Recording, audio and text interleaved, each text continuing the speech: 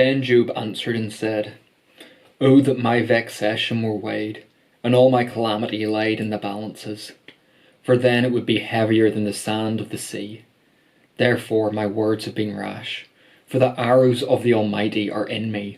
My spirit drinks their poison, the terrors of God are arrayed against me. Does the wild donkey bray when he has grass, or the ox low over his fodder? Can that which is tasteless be eaten without salt, or is there any taste in the juice of the mallow? My appetite refuses to touch them. They are as food that is loathsome to me. Oh, that I might have my request, and that God would fulfill my hope, that it would please God to crush me, that he would let loose his hand and cut me off. This would be my comfort. I would even exult in pain unsparing, for I have not denied the words of the Holy One.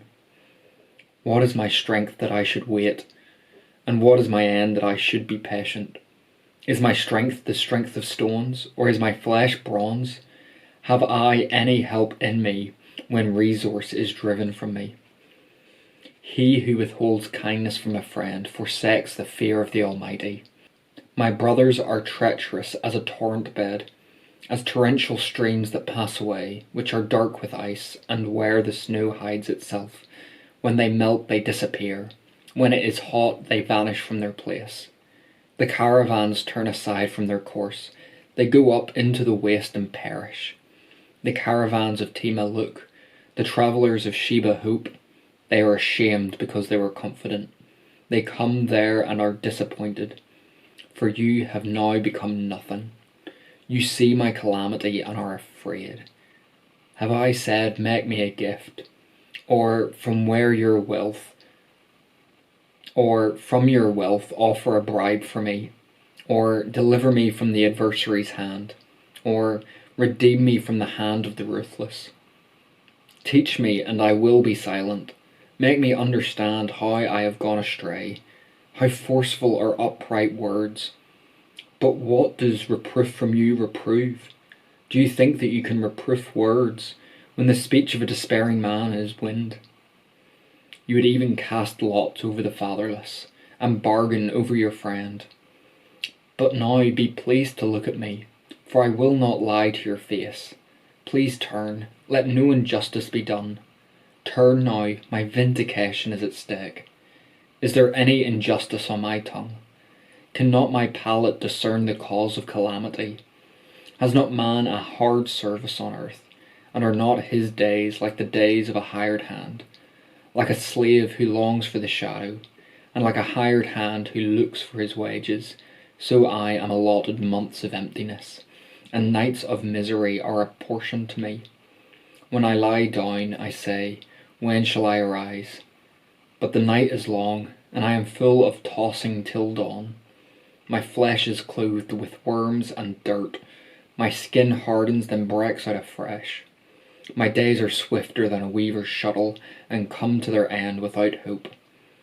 Remember that my life is a breath. My eye will never again see good.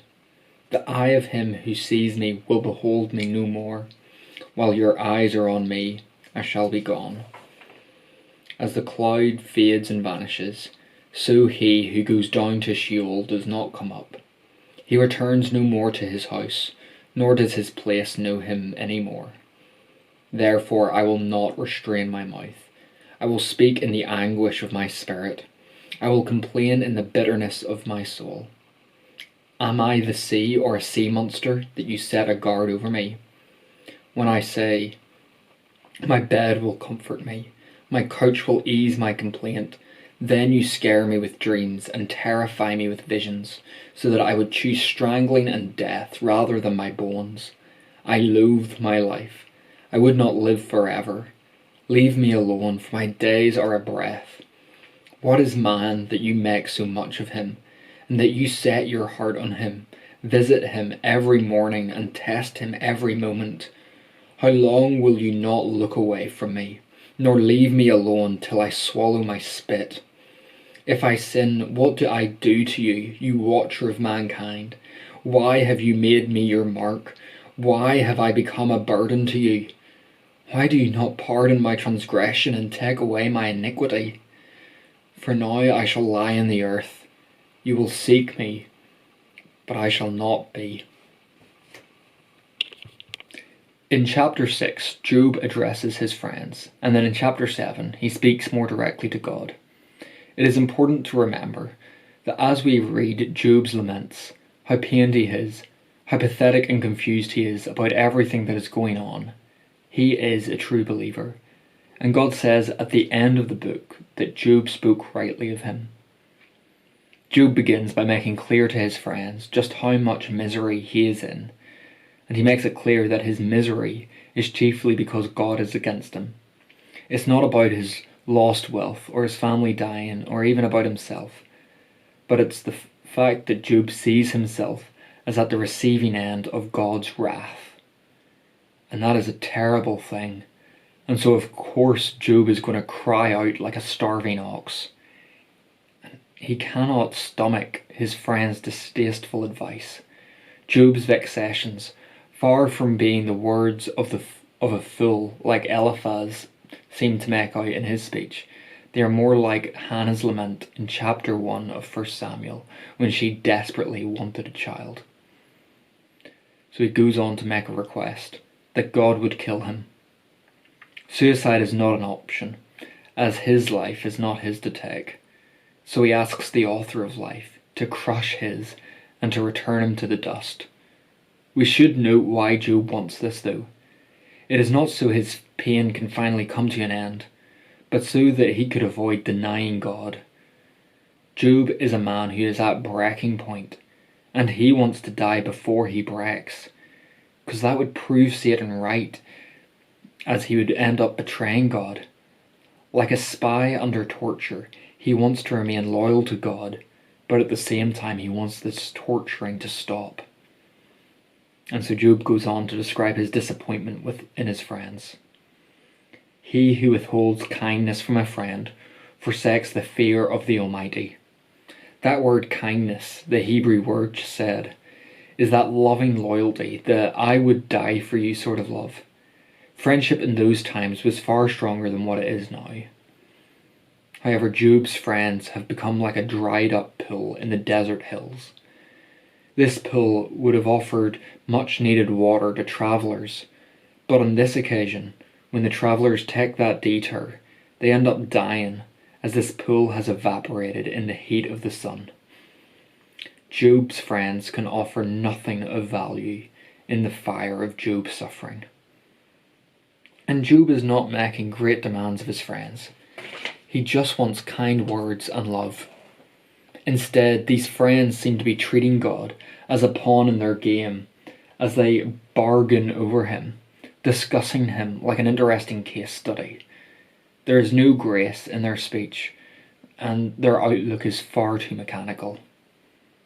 And so Job now turns to God directly and essentially presents his life as he sees it, asks a deep question and makes a plea.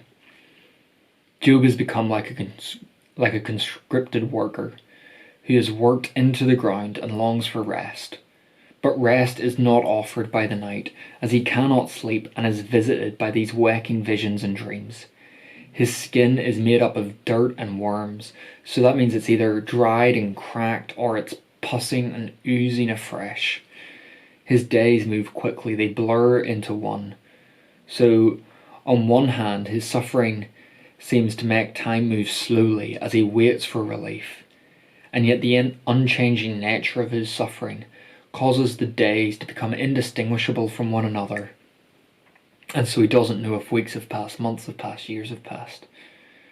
And with all of that, Job reminds God that he is nothing, a mere breath, and therefore asks Job, "Why do you bother with me?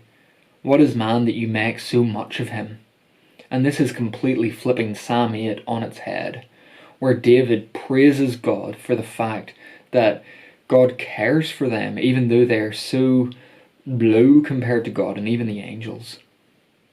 Yet here Job asks it as a way to lead into his plea. Leave me alone. I am not important.